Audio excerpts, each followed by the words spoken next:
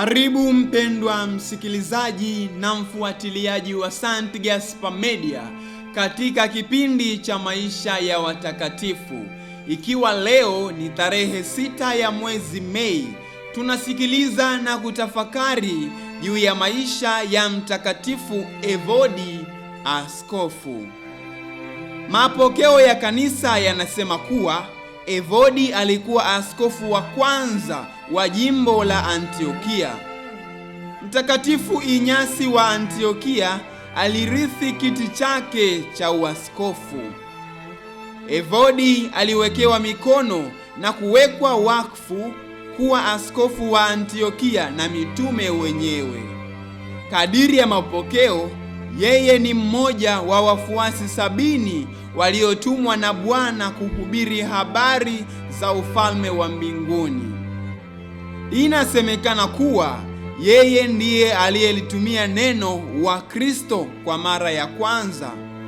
Kama tunavyofahamu kutoka kwenye kitabu cha Matendo ya Mitume, neno wa Kristo lilianza kutumika huko Antiokia, likimaanisha jumuiya ya washiriki wa kanisa la Kristo.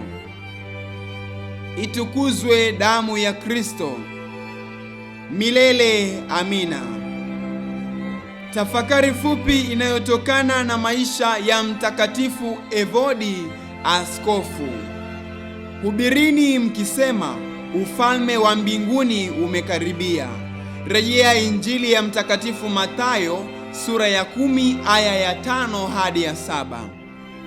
Watakatifu wengine tarehe 6 mwezi wa 5: Mtakatifu Edma, Mtakatifu Edibeti askofu wa Lindisfarne, watakatifu Lucius askofu wa Libya, Heliodorus na Venustus wafiadini wa Afrika Kaskazini, na pia watakatifu Secondianus askofu, Yakobo, Marianus, Concordius, Marinus, Heliodorus, Saturninus na Silvanus wafiadini wa Afrika Kaskazini.